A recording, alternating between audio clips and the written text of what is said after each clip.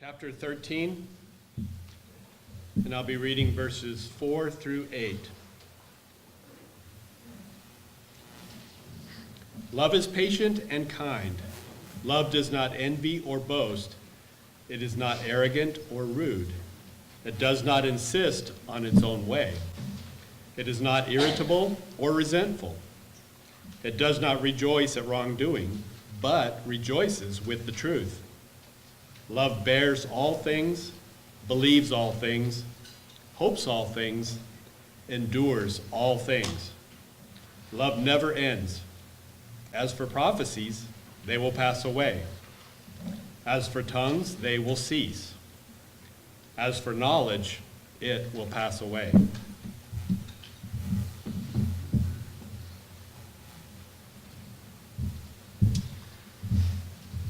So today, manifestation of love. The word manifestation means things you can see.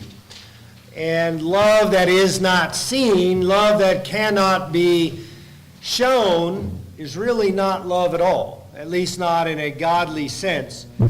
Because I think one of the problems with the idea of love is that everybody has an idea of what love is. If you ask even little kids, what is love? They'll probably tell you something. It's puppies and cookies and, everybody has an idea of what love is. But God is trying to teach us to love and explaining to us that to truly be His followers and His disciples, that we will be known by how we love. That's actually our theme verse for this quarter in John 13 verse 35. By this, Jesus said, "By this all people will know that you are my disciples, if you have love for one another." And the word there he uses for love is something I want to define for you a little bit in a moment. But it's that word that really means godly love. It doesn't mean other forms of it. And there are words in Greek. The Bible has words that mean a lot of different kinds of love. So there are words used for how you love your family, or how you love your brother, or how you love strangers. But this is the word that is used over and over about God. For God so loved the world, John 3:16. That word love there is this same one Jesus is using in John 13. That it's the kind of love that God does what is best for everybody.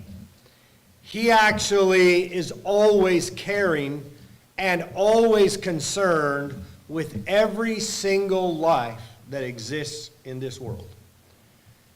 That doesn't mean He likes everything we do, does it? Doesn't mean that He's always happy with everything that we do or say. But He always loves us. And He always does what is best for us. And that's the kind of love we're talking about. That's the kind of love that each of us has to develop in our life. To truly be like Jesus. If that's what we're trying to be, is I want to be a follower of His. I remember when I first became a Christian many years ago. I kind of came out of atheism, didn't really believe in God. And I think it wasn't really a non-belief in God as much as it was an anti-belief in religion. The organizations of human beings who get together and form groups and do lots of stuff in the name of God.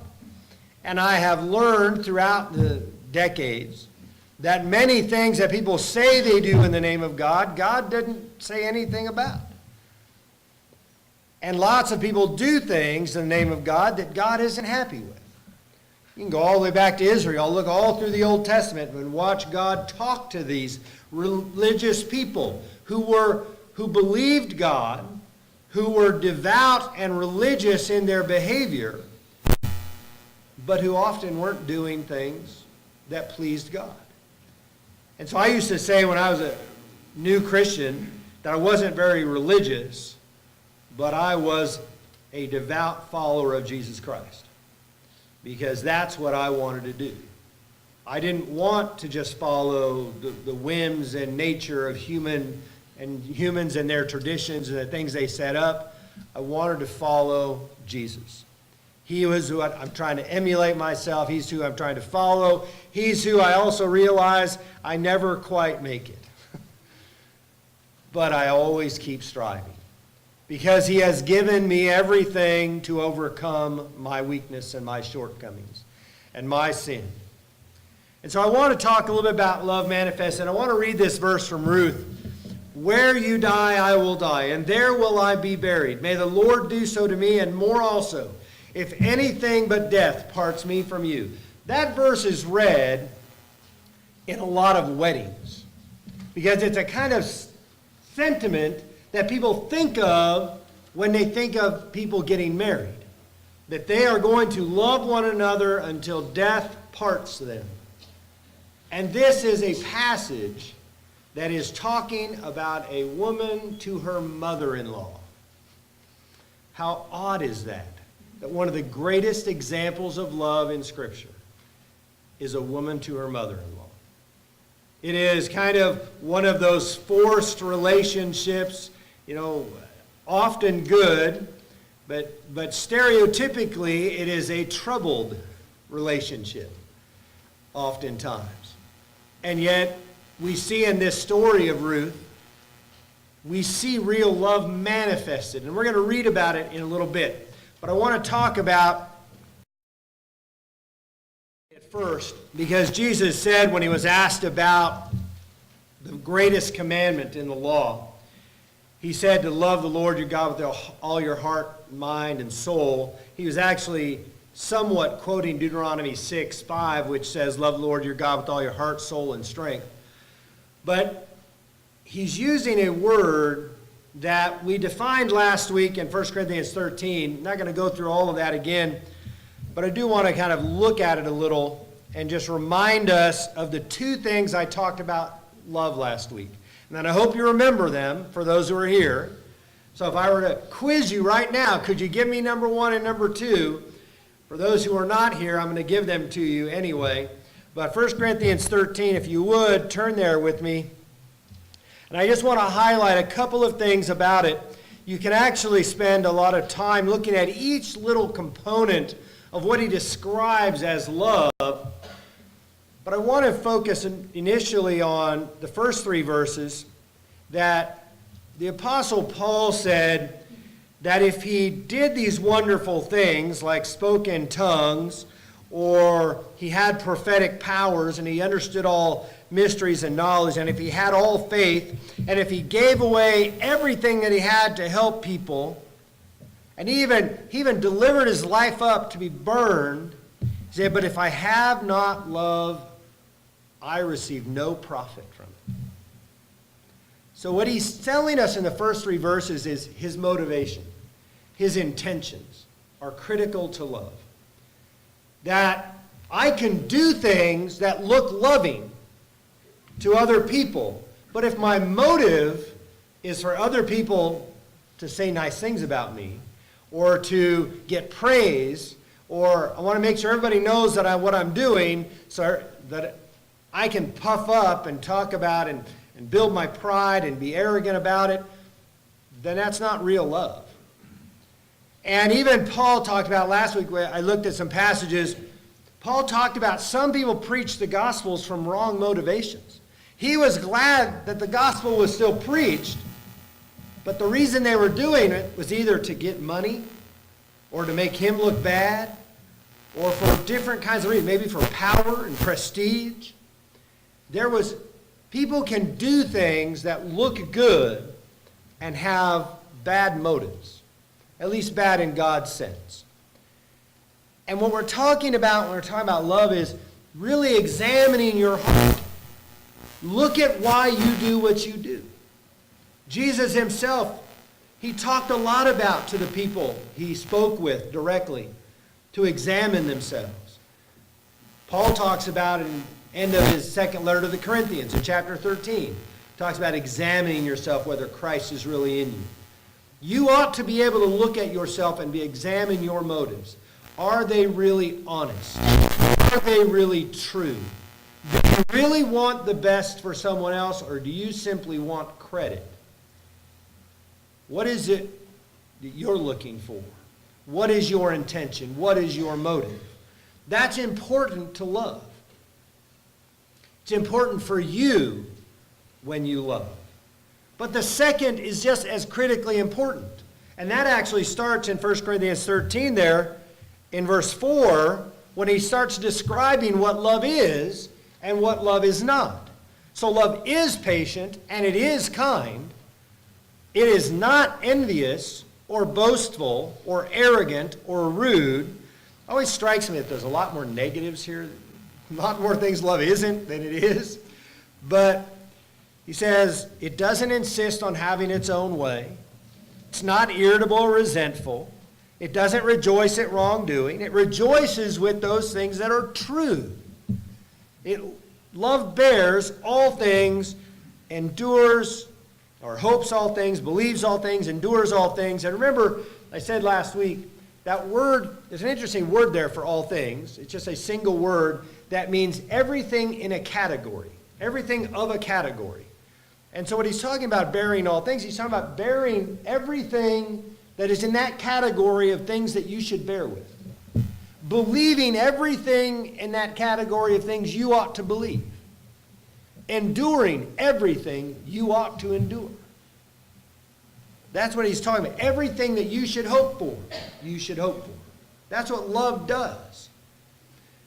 Notice that love is action. Love is not simply an emotion. Love, in fact, a lot of people, I get to watch Hallmark movies a lot, and I have the pleasure of that. And Hallmark movies describe love a lot, in a lot of different ways. And people like to hear the words expressed that I love you. But the words I love you have probably been spoken by a lot of people with not the truest of intentions and the truest of motives, haven't they? They are just words. If they are not actually practiced in such a way that is good and kind, truthful and helpful, it's not really love. It might be something else. It might be manipulation. It might be anger. It might be, somebody desiring something they want and just using words to try and get what they want. But love doesn't do that. Not real love.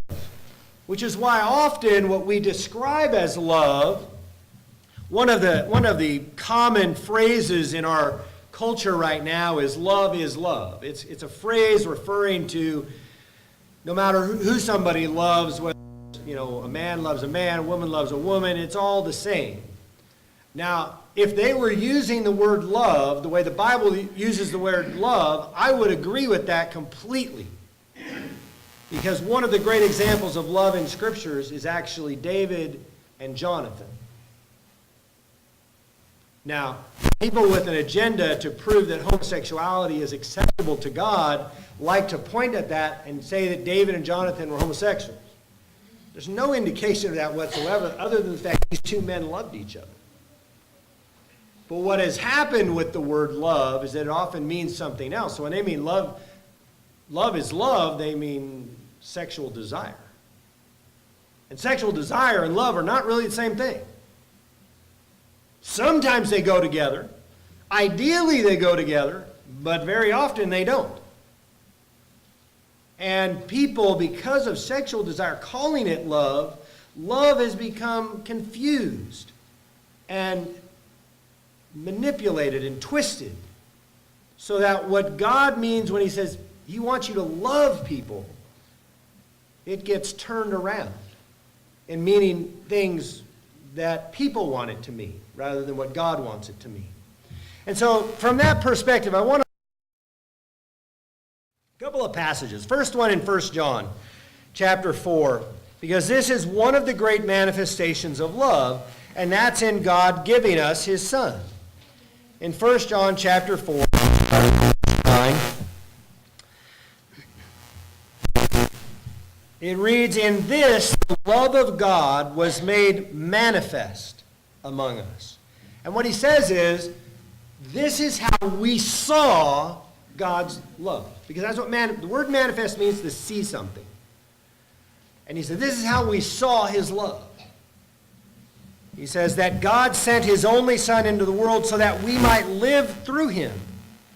In this is love. Not that we have loved God, but that he loved us and sent his Son to be the propitiation for our sins.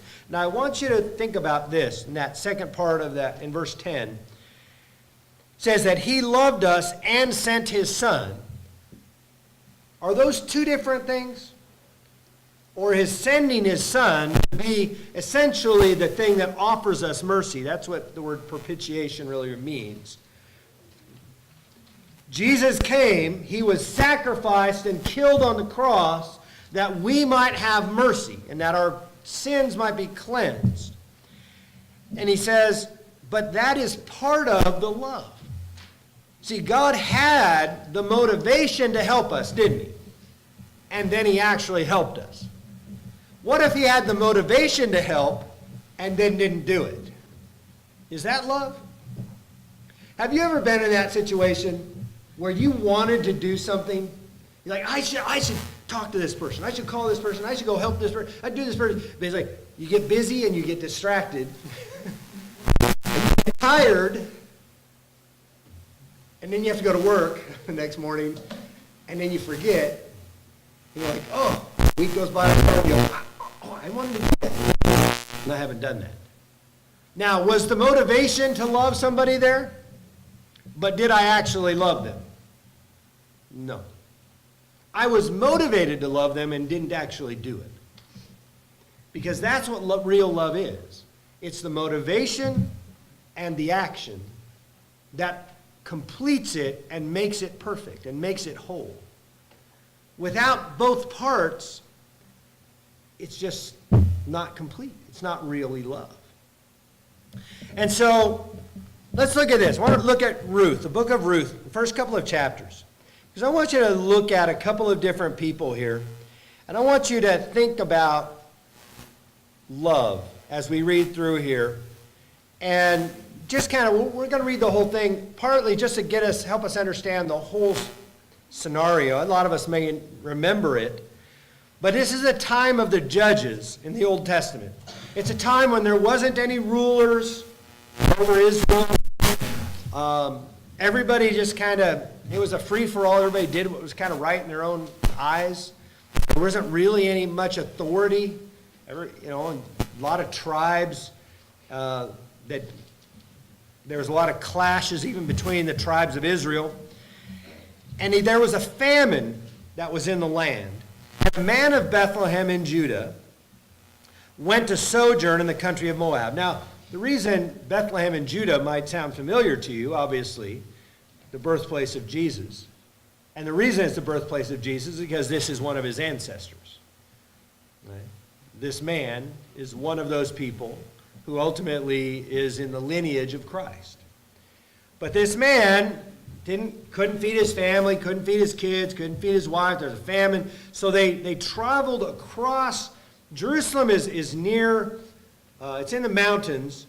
But you go down from the mountains there, you get to the Dead Sea, and then you can cross over the Jordan River. And then when you do that, you cross over into the area of Moab. So he did that because that part wasn't having the famine. So they went and lived over there for a while. And his sons, when he moved, probably were younger. They didn't have wives. And he says, the name of the man was Elimelech, and the name of his wife Naomi. The names of his two sons were Mahlon and Chilion, and they were Ephrathites from Bethlehem in Judah. Ephrathites is some kind of a name of people, a group of people. He says, they went into the country of Moab, remained there, but Elimelech, the husband of Naomi, died, and she was left with her two sons. These took Moabite wives. The name of one was Orpah. By the way, an interesting side note for you. This is the verse where Oprah gets her name from. I don't know if you knew that, but it was misspelled on her birth certificate. The story of how they named her, and her parents gave her name. The from this story of Ruth, and they just turn the letters around. But, so one son marries Orpah, the name of the other marries Ruth. They lived there about 10 years, and both Mahlon and Chilion died. So now her two sons die. Naomi, who's married, has two sons, moves to another area, and over some 10 to however many other years, she loses her husband and two boys. And by the way, that's a fairly big deal for a widow in that time frame, because how did she take care of herself? How was she taken care of when her husband passed? In their culture, it would have fallen to her eldest son. He was responsible to take care of her.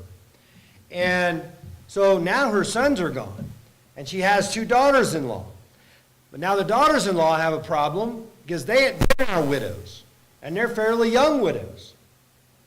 And they have to kind of provide for themselves, and typically doesn't fall to daughters-in-law to take care of mothers.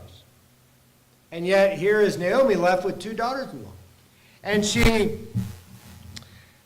arose with her daughters-in-law to return from the country of Moab. So she's going to go back to her area that they had left, because I'm going to go back to my family and try to see if I can get somebody else to help me. So she tells her daughters-in-law, as they went on the way to return, Naomi said to her daughters-in-law, "Go return each of you to your mother's house. May the Lord deal kindly with you, as you have dealt with the dead and with me. The Lord grant that you may find rest, each of you in the house of her husband." It's a very interesting line, by the way, kind of a side note here again. I think what she expresses here is one of the things that God is really looking for husbands to do for wives. We need to kind of look at this idea of rest. It doesn't mean trophy wife, doesn't do anything. Doesn't work. That's not the concept. It means peace. It needs to be peace and comfort. To have protection, to have, somebody watching over you and giving you a sense of things are okay. That's what she was wishing for her daughters-in-law to find. Now, in their culture, just to give a little more background to this story, in their culture, typically, these women who are with their mother-in-law, one of the reasons they're with their mother-in-law is because women, when they married, left their parents' home, and they often associated with their husband's home more. And if their husband died and they didn't have kids, they typically would marry one of their siblings. They would marry their brother. And so she says to them, she kissed them, lifted up their voices and wept. She said they said to her, "No, we will return with you to your people." But Naomi said, "Turn back, my daughters. Why will you go with me? Have I yet sons in my womb that they may become your husbands?" That's the reason she said that. She goes, "I can't give you husbands." Even if I were to think about even the concept, she's not pregnant, doesn't have a husband, may not even be able to have kids, and she's like, even if she could, you going to wait around for 20-some years? No. So you need to go find husbands, is what she's kind of telling them to do. And so she says, "Turn back, my daughters, go your way, for I am too old to have a husband. If I should say I have hope, even if I should have a husband this night and should bear sons, would you therefore wait till they were grown? Would you therefore refrain from marrying? No, my daughters, for it is exceedingly bitter to me for your sake that the hand of the Lord has gone out against me." She actually expressed to them there her bitterness, why she was so bitter was partly for them. It feels so bad for you and what you have to go through. And they're young widows. They haven't even had children themselves yet. And she says this, and she said, go find them so you can raise up, your own family. She says, then they lifted up their voices and wept again, and Orpah kissed her mother-in-law, but Ruth clung to her. And she said, "See, your sister-in-law has gone back to her people and to her gods. Return after your sister-in-law." And Ruth says, "Do not urge me to leave you or to return from following you, for where you go I will go, and where you lodge I will lodge." Your people shall be my people, and your God my God. Where you die, I will die, and there will I be buried. May the Lord do so to me and more also, if anything but death part you from me. And when Naomi saw that she was determined to go with her, she said no more.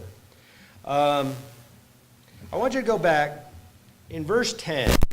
When she told her daughter-in-laws to go, she said, they both said to her, no, we will return with you to your people. Does it not look like both Orpah and Ruth have the intention or the motivation to love her? But which one of them loved her? Only one of them really loved her. The other didn't. Now, it doesn't mean she didn't like her, doesn't mean she didn't wish the best for her, doesn't mean she didn't hope the best for her, but she didn't love her. Orpah didn't love her because she didn't go with her and help take care of her. She left to take care of herself, which is understandable in the situation. I mean, even Naomi was pleading with them to go.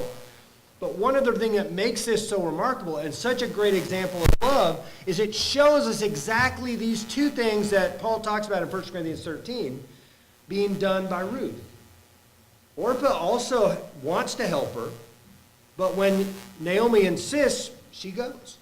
But Ruth is like, no, I'm sorry, I'm going to be more stubborn than you. And I'm not leaving. And until you die, I won't leave you. That's what she said to her. And Naomi's like, okay, I guess I'm not going to get rid of her. Let's go. So Ruth loved Naomi. And when we say that, very often, if we were to say, to somebody, well, you didn't really love them. You go, oh, well, you can't read my heart. I don't have to read your heart. Did you actually love them or not? Did you do the right thing for them? Did you take care of them? Did you provide them? Did you? We should ought to be able to point at your actions as to whether you love somebody or not. Because that's what love is. And it reminds me of a story I heard years ago. A gentleman in a congregation came to I think it was one of the elders, and talking to the elders about, he said to this guy, he says, I just don't love my wife anymore. And he said, what should I do? And the guy kind of sat and thought for a bit, and he goes, well, you ought to love her. And his thinking was, well, I don't love her. He says, yeah, but you're not really understanding me. You need to love her. So what he was describing to her is, my emotions for my wife are not the same as they used to be. Maybe I don't have the same desire, maybe I don't have the same attraction, maybe there's some bitterness between them where they're emotional, but he's like, you promised when you married her to love her forever. And that's what you ought to do. Because what the elder was telling him was, you need to overcome your emotions, and you need to do the right thing. Is that easy to do? No. But was what Ruth did easy? Is what Jesus did easy? Is he calling us to love easily? No, he's calling us to a love that is hard. A love that is different, that is sacrificial and hard to actually do sometimes. Because sometimes, what does it say? My motives are wrong. And that's actually what the guy was coming to say, wasn't it? I'm not motivated to love my wife anymore. That's what he was really saying. And the elder was telling him, you ought to love her anyway. And he's like, well, yeah, but I don't have this motivation to love her. Yeah, but do it anyway. What do you do when you don't have the motivation? What do you do when you don't want to love? How do you examine your heart and say, my motives aren't any good? Have you ever done that? Actually looked at yourself and go, sometimes I'm just not a very nice person. Not that necessarily other people see, but sometimes I just don't want to. sometimes I just don't care. Right? Haven't you? We all been in that situation where somebody else might be in trouble, might be in need, could use some help, but I'm just not at the point that I care or I'm motivated to help. And I think if we can't admit to ourselves that we've been there, then I don't think we've always been honest with ourselves. Because we almost always have that struggle with our motivation. It sometimes we're really motivated, sometimes we're not very motivated. Because the motivation and intentions often moves with our emotions. And we have to overcome those emotions sometimes to do the right thing nevertheless. Reminds me of what Jesus said when he'd taken his disciples, the 11 remaining one, plus the other 2, which you can go look at their names in Acts chapter 1. But those 13 guys, after Judas had left, he took out to the Garden of Gethsemane, and he's praying for God to take this cup from him. He's like, take this cup from me. But he says, nevertheless, not my will, but your will be done. What did he say? He says, I would like this to go away. Can you take this away, please? And he says, but nevertheless, no matter what your answer is, I will do your will. That's what he said. That's what brought him to the cross. That's what causes you and I to love our enemy. Right? We don't love them because, are you really motivated to love your enemy? Other than from I want to be godly? Do you look at your enemy as somebody who hates you or says bad things about you, and you try to do good for them, you try to say good things about them, and try to bless them? Are you motivated? No. You don't have an intrinsic motivation, or you don't even have a connection with your enemy to love them. Your only motivation to love them is trying to love them the way God has loved you.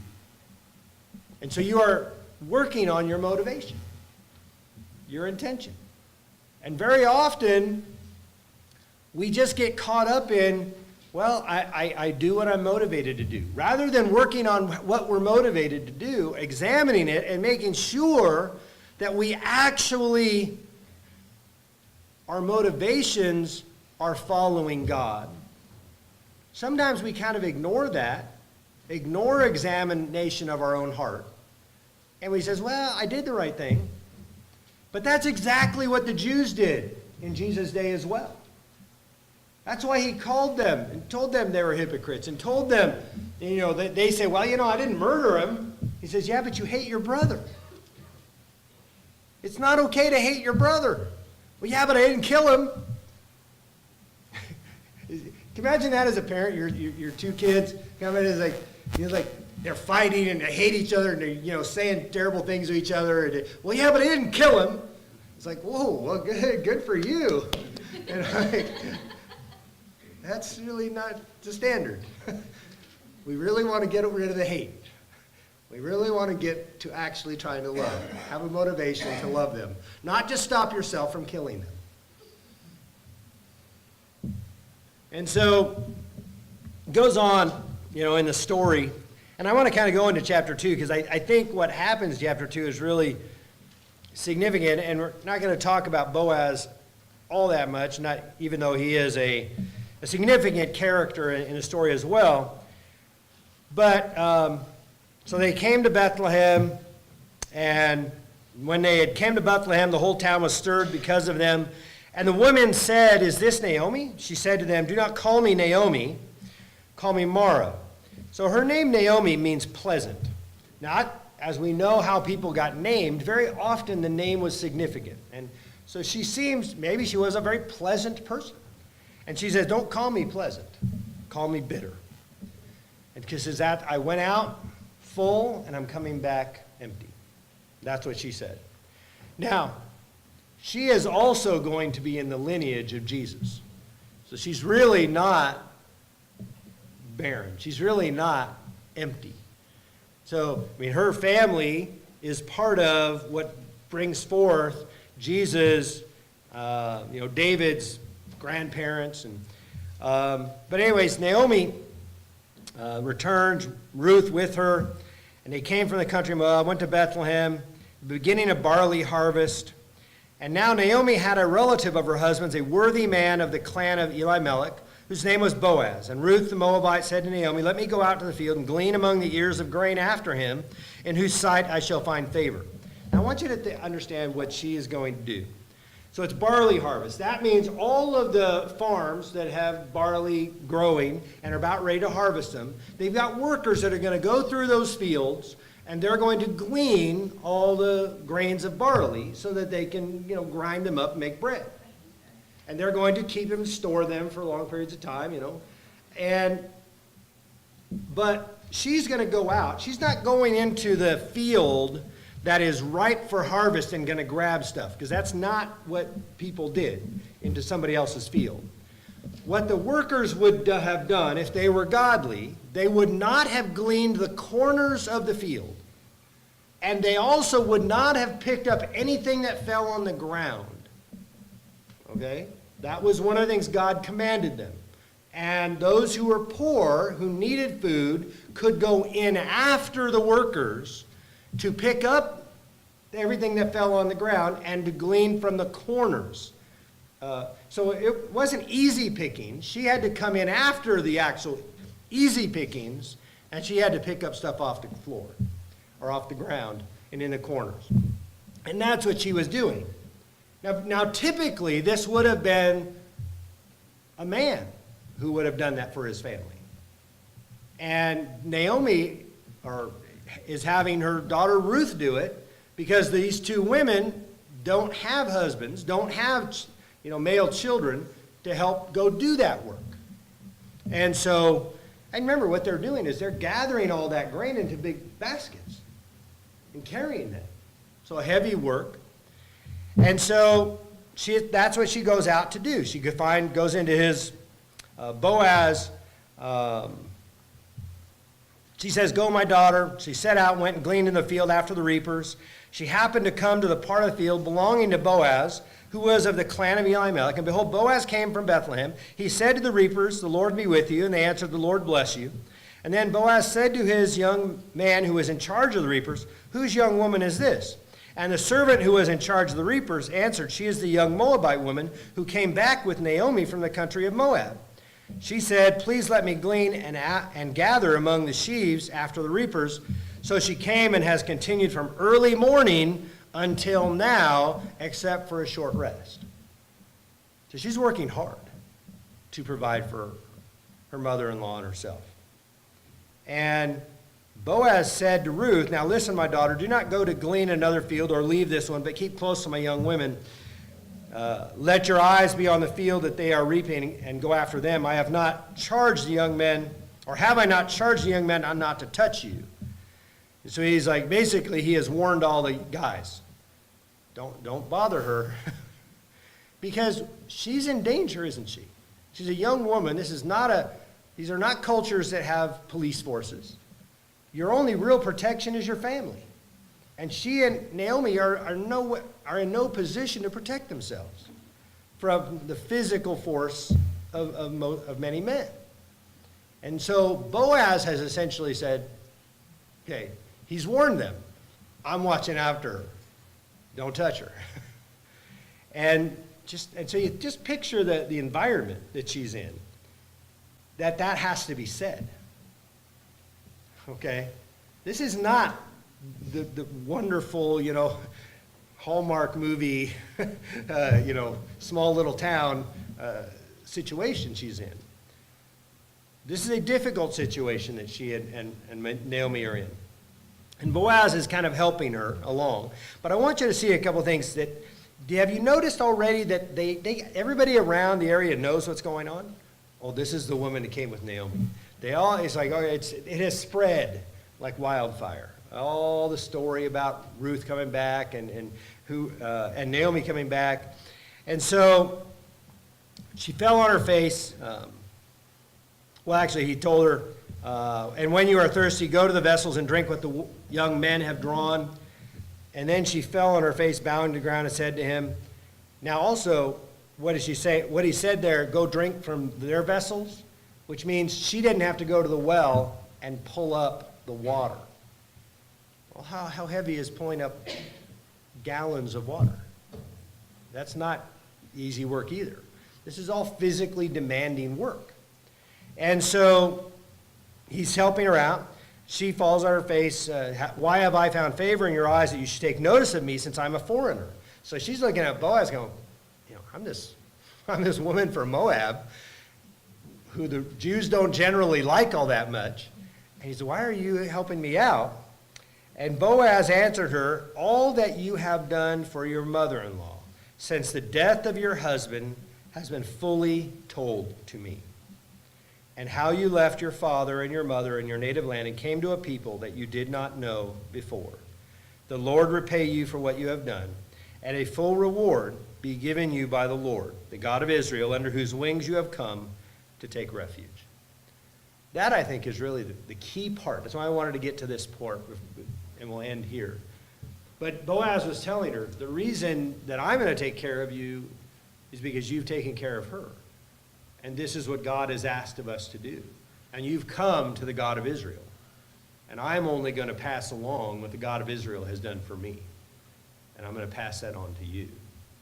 Now, the story goes on, but this is the part of it where I think you see how Ruth loved her. And also how that, because she loved her, how much God then helped take care of her. Sometimes that care comes through other people, doesn't it? Very often it comes usually through other people. But the examples of love, this is what it means to really love like a disciple of Jesus Christ.